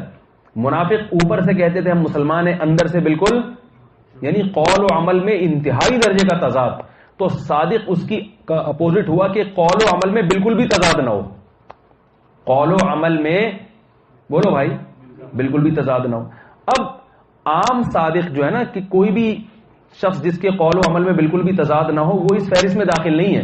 اس لیے کہ اس میں تو بہت سارے غیر مسلم بھی ہیں کہ جو کہتے ہیں وہی کرتے بھی ہیں. تو یہاں کیا مراد ہے کہ ان کا قول ان کے عمل کے موافق ہو اور عمل شریعت کے، بولے بھائی عمل کس کے موافق ہو؟ شریعت کے موافق ہو. اب عمل شریعت کے موافق علم کے بغیر نہیں ہو سکتا. اس لیے ہمارے حضرت نے اس صدیق کا مطلب یہ بیان کیا وہ علماء جن کا عمل ان کے علم کے مطابق ہو، علم اور عمل میں تضاد نہ ہو. عمل سے یہ ظاہر کر رہے ہیں کہ مسئلہ ایسے نہیں بلکہ ایسے ہے، اور علم یہ بتا رہا ہے کہ مسئلہ کچھ اور ہے، اور علم بھی صحیح ہو. تو وہ علماء جن کا علم ان کے عمل کے مطابق، یعنی علم و عمل میں منافقت نہ ہو، تو وہ علماء صدیقین کی فہرست میں داخل ہیں. پھر علماء کی یہاں اصطلاحی عالم مراد نہیں ہے، بلکہ چاہے براہ راست قرآن و سنت کا علم حاصل کیا ہو یا علماء کی سے مسائل سیکھ کر یا علماء کی صحبت میں رہ کر ضروری مسائل جانتا ہو، جن میں وہ مشائخ اور بزرگان دین جو اصطلاحی عالم تو نہیں ہوتے مگر اپنے آپ کو مسائل کے معاملے میں علماء کے تابع سمجھتے ہیں. تو اللہ نے انعام یافتہ لوگوں کی جو فہرست بیان کی ہے اس میں انبیاء کے بعد سب سے پہلے کس کا ذکر کیا ہے؟ صدیقین کا. اور صدیقین کی فہرست میں شامل ہونے کو، صدیقین کی صحبت اٹھانے پر اللہ نے نجات کا مدار رکھا ہے. سمجھ میں آ رہی ہے بات کہ نہیں آ رہی؟ تو میں نے کہا یہ تو اگر ہوتا نا کونو صادقین ہوتا، پھر کونو مع صادقین نہ ہوتا. تو اس میں بھی اس نظریے پر رد ہے کہ ہم چما دیگرے نہیں، ہم جیسا کوئی بھی نہیں، ہم ڈائریکٹ قرآن و سنت سمجھیں گے، جبکہ اللہ نے بتا دیا کہ صادقین بہت سارے رہیں گے، انہی جیسا بننے کی کوشش کرو. تو آپ کسی جیسا بننے کے لیے کیا کتابیں پڑھ لینا کافی ہے؟ صحابہ نے نبی جیسا بننے کی کوشش کی نبی کے عمل کو دیکھ کر. تو آپ کسی صدیق کی صحبت میں جب تک نہیں رہیں گے تو آپ اس جیسا کیسے بنیں گے؟ آپ تو ممکن نہیں ہے نا. کتابوں سے کسی حد تک فائدہ ہوتا ہے مگر پورا فائدہ اس وقت تک نہیں ہوتا جب تک آپ اس کی باقاعدہ صحبت نہ اٹھائیں، اس کی صحبت میں نہ رہیں. تو وَتَوَفَّنَا مَعَ الْأَبْرَارِ کا یہ مطلب نہیں ہے کہ اللہ جب ابرار کی موت واقع ہو نا تو ہمیں بھی اس وقت مار دے. ٹھیک ہے؟ مطلب کیا ہے کہ دنیا میں بہت سارے نیک لوگ موجود ہیں جو ابرار ہیں، نیک ہیں، تو اللہ تو ہمیں بھی ان کی فہرست میں شامل. یہ مشہور دعا ہے نا جو قنوت نازلہ میں پڑھی جاتی ہے، اللہم اہدنا فی من ہدیت. اے اللہ تو ہمیں بھی ہدایت دے ان لوگوں میں شامل کر کے جن کو تو پہلے ہدایت دے چکا ہے، تو انہی لوگوں میں ہمیں بھی شامل کر لے. تو ہر دور میں ہدایت یافتہ لوگ رہیں گے اور ہمیں حکم ہوگا کہ ہم بھی ان جیسا بننے کی کوشش کریں اور اللہ سے دعا مانگے اللہ ہمیں بھی ان لوگوں میں شامل کر لے. باقی رہا یہ لوگوں کا سوال کہ ہدایت کا لیبل لگا کے تو بہت سارے 2 نمبر لوگ بھی کام کر رہے ہیں. تو بھائی یہاں کیا کرنا ہے بھائی بات سمجھنے، یہ پہچاننے کے لیے کہ یہ 1 نمبر ہے یا 2 نمبر، اس کے لیے عقل کا استعمال کرنا پڑے گا. اور جب آپ نے پہچان لیا کہ 1 نمبر ہے پھر اس کی ہر بات کو جانچنے کے لیے عقل کا استعمال کریں گے تو پھر اس میں اور آپ میں فرق کیا رہ گیا؟ ہمارے حضرت سے کسی نے کہا کہ آپ کے ایک شاگرد ہیں، یہ جو ہے نا آپ ان کی باتوں میں آتے ہیں اور یہ سب آپ کو الٹی پٹیاں پڑھا کے آپ کو الو بناتے ہیں. تو حضرت نے، ہمارے حضرت تھے بڑے صحیح کھری بات کرتے ہیں، حضرت فرمایا کہ میں نے جب بھی جنا ہے اپنے بیٹے کو جنا ہے، اپنے باپ کو میں نے الحمدللہ کبھی بھی نہیں جنا. سمجھ آ رہی ہو؟ میں نے کبھی بھی اپنے باپ کو نہیں جنا. کہ میں اسی سے سیکھنا شروع کر دوں, اسی سے پوچھنا شروع کر دوں. تو اگر آپ ہی بڑے بن جاؤ گے کہ نہیں جی میری جو سمجھ میں آ رہا ہے, تو پھر اس کا مطلب کیا ہے کہ آپ صدیق بننے کا پہلے سے دعویٰ کر چکے ہیں, اور اب آپ اپنے آپ کو یہ سمجھتے ہیں کہ میں اس اسٹیج پر بغیر صحبت کے اور بغیر بزرگوں کی سے تزکیہ کروائے بغیر میں خود بخود اس اسٹیج پہ پہنچ گیا ہوں کہ میں لوگوں کا تزکیہ کر سکتا ہوں. تو یہ خود بخود صحابہ نہیں پہنچ سکے, تابعین نہیں پہنچ سکے, تو میں اور آپ کس کھیت کی مولی ہیں بھائی. تو اللہ تعالیٰ ہمیں اہل اللہ کی صحبت نصیب فرمائے. اور اس میں بہرحال 2 نمبر بھی ہیں, 1 نمبر بھی ہے, اس میں کوئی شبہ نہیں ہے. اور اس میں اعتدال کی بات کیا ہے کہ دیکھو تزکیہ کا مطلب تزکیہ ہی ہوتا ہے, فقہی مسائل نہیں ہوتے. نہیں آئی بات میرا خیال ہے. نبی کو تو اللہ نے ایسا بنایا تھا کہ ہر چیز میں مہارت دی. نبی بیک وقت تلاوت قرآن بھی کر رہے ہیں, قرات بھی سکھا رہے ہیں, تعلیم حکمت بھی ہے, حکمت صرف بتا نہیں رہی بلکہ باقاعدہ حکمت سکھا رہے ہیں, حکمت کی باتیں. اور نبی قرآن سکھا بھی رہے ہیں باقاعدہ, اور نبی صلی اللہ علیہ وسلم تزکیہ بھی کر رہے ہیں. لیکن نبی کے بعد بہت کم شخصیات ایسی گزری ہیں جن میں یہ بیک وقت چاروں صلاحیتیں ہوں. اب کام کیا ہو گیا ہے؟ تقسیم. تو آپ نے کسی شیخ سے تعلق سے پہلے یہ دیکھنا ہے کہ یہ مفتی ہیں ماہر, کہ ان سے میں نے مسائل سیکھنے ہیں, یا ان سے میں نے تزکیہ کروانا ہے. اگر تزکیہ کروانا ہے تو صرف تزکیہ کی حد تک رہے گا معاملہ, حلال و حرام کا معاملہ ان سے نہیں پوچھا جائے گا. حاجی امداد اللہ مہاجر مکی رحمہ اللہ تعالیٰ کا مشہور واقعہ ہے. حضرت رشید احمد گنگوہی رحمہ اللہ تعالیٰ ان سے بیعت تھے, اور بہت زیادہ ادب و احترام, ہم تو تصور نہیں کر سکتے وہ اپنے بزرگوں کا کیا احترام اور کتنی عقیدت تھی. مگر وہ عقیدت تھی شرعی حدود کے اندر. عقیدت میں بھی اعتدال ضروری ہے. میں نے بتایا نا امت وسط ہے, ہر چیز میں اعتدال. عقیدت میں غلو کیا ہے کہ جس چیز کی آپ کے شیخ میں صلاحیت نہیں ہے آپ نے وہ بھی ادھر کیا کر دی, منسوخ کر دی. اب نتیجہ کیا نکلتا ہے, وہ کل دعویٰ کرتے ہیں میں امام مہدی ہوں, تو لوگ امام مہدی ماننا شروع کر دیتے ہیں کہ ہمارے حضرت تو غلط ہو ہی نہیں سکتے. بھائی امام مہدی کون ہے یا نہیں ہے اس کا یہ علماء سے پتہ چلے گا, وہ بتائیں گے امام مہدی کی آپ کے حضرت میں علامتیں ہیں یا نہیں ہیں. سمجھ میں آ رہی ہے بات؟ کیونکہ ایسا ہوا ہے, اہل حق کے ساتھ بھی ایسا ہوا ہے. شیطان کسی کو کسی بھی وقت گمراہ کر سکتا ہے, کسی کو کسی بھی وقت گمراہ. میرے پاس ایک شخص آیا, کہنے لگا میں ایک جگہ نکاح کرنا چاہتا ہوں, میرے ابا بھی زور لگا رہے ہیں, شیخ منع کر رہے ہیں. میں نے کہا دیکھو آپ نے شیخ سے اصلاحی تعلق لڑکی کی سلیکشن کے لیے کیا ہے بھائی, شیخ کے دائرہ کار کو تو پہلے متعین کرو. میں نے کہا بہو بنا کے گھر میں لے کر آؤ گے, اس لڑکی کا جس کو بیوی بنا کے گھر میں لاؤ گے, آپ کے شیخ سے زیادہ واسطہ پڑے گا یا ابا سے زیادہ واسطہ پڑے گا؟ ابا سے پڑے گا نا. تو بہو کی سلیکشن کا اختیار ابا کو ہونا چاہیے. شیخ سے مشورہ تو کسی سے بھی لیا جا سکتا ہے, کوئی بھی کسی فیلڈ کا ماہر ہو. بلکہ میں نے اس سے کہا اس میں ان سے زیادہ مشورہ کرو جو اس میں ماہر ہیں, جن کی شادیاں زیادہ ہیں, وہ زیادہ اچھا مشورہ دیں گے آپ کو. تو یہ بھی اعتدال سے تجاوز ہے عقیدت میں کہ بھئی جس چیز کا اب دیکھو, علاج کس کا کام ہے؟ ڈاکٹر کا کام ہے. اگر آپ وہ مفتیوں سے پوچھنا شروع کر دو, میرے پاس لوگوں کی کال آتی ہیں حضرت پیٹ میں درد ہو رہا ہے, کچھ اچھی سی دوا بتا دیں. اور ہے ایسے حقیقت ہے, سر میں درد ہو رہا ہے 6 دن سے ٹھیک نہیں ہو رہا. میں نے کہا بھائی مجھے کیا پتا کیسے درد صحیح ہوگا. کہہ رہے ہیں آپ کے بیانات ہیں نا اسلام اور صحت پارٹ 1 اور پارٹ 2. تو میں نے کہا وہ تو قرآن اور سنت میں جو صحت کے حوالے سے باتیں ہم نے بیان کر دی, باقی یہ ہمارا موضوع تھوڑی ہے. یہ ہم تو خود بھی اگر ہمارے بالفرض درد ہو تو ہم ڈاکٹر کے پاس جائیں گے. تو لوگوں نے اتنا زیادہ خلط ملط کر دیتے ہیں, جس کا جو دائرہ کار ہے اس کو وہاں تک رہنے دیا جائے. کچھ چیزیں ایسی جو ابا اما سے پوچھ کے کرنا ہے آپ نے, ٹھیک ہے نا. کچھ چیزیں ایسی جو جن چیزوں کا اصلاح سے تعلق ہے اس میں اپنے آپ کو شیخ کے حوالے, اور شیخ کی سلیکشن میں بے شک دیر ہو جائے, اس میں جلد بازی نہیں کرنی چاہیے. یہ بھی ایک بہت بڑا المیہ ہے.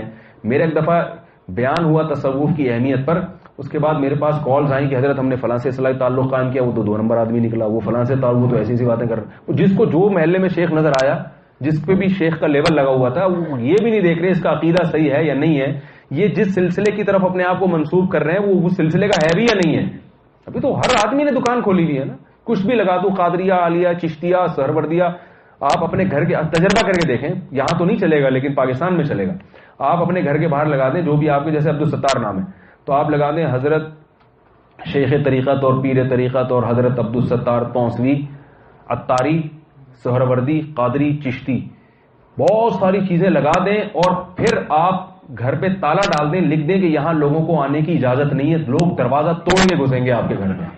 بولیں گے یہ حضرت کی تواضع ہے کہ اتنے پہنچے ہوئے ہیں کہ یہ اپنے آپ کو پہنچا ہوا بالکل بھی نہیں سمجھتے, یہ کو زیادہ ہی پہنچے ہوئے ہیں. آپ دھکے مار مار کے بھی نکالیں گے, لوگ آپ کے ہاتھ چومیں گے اور عقیدت میں آئیں گے. لکھنے کی دیر ہے, لوگوں کے کوئی کرائٹیریا نہیں ہے, معیار نہیں ہے کہ بھائی کیا ہے. بھی شاذلی فرقہ ایک سلسلہ بہت چل رہا ہے ہمارے یہاں کراچی میں, شاذلی حضرت شاذلی سلسلے سے ہے. وہاں اس سلسلے کا کوئی وجود نہیں ہے, لیکن اپنی خلافتیں منسوب کی ہوئی ہیں. تو پرکھنا اچھی طرح سے. قربانی کا جانور لوگ لینے جاتے ہیں, اس میں جلد بازی نہیں کرتے. نکاح کرنے جاتے ہیں, بیٹیوں کے لیے رشتہ تلاش کرتے ہیں, اس میں جلد بازی نہیں کرتے.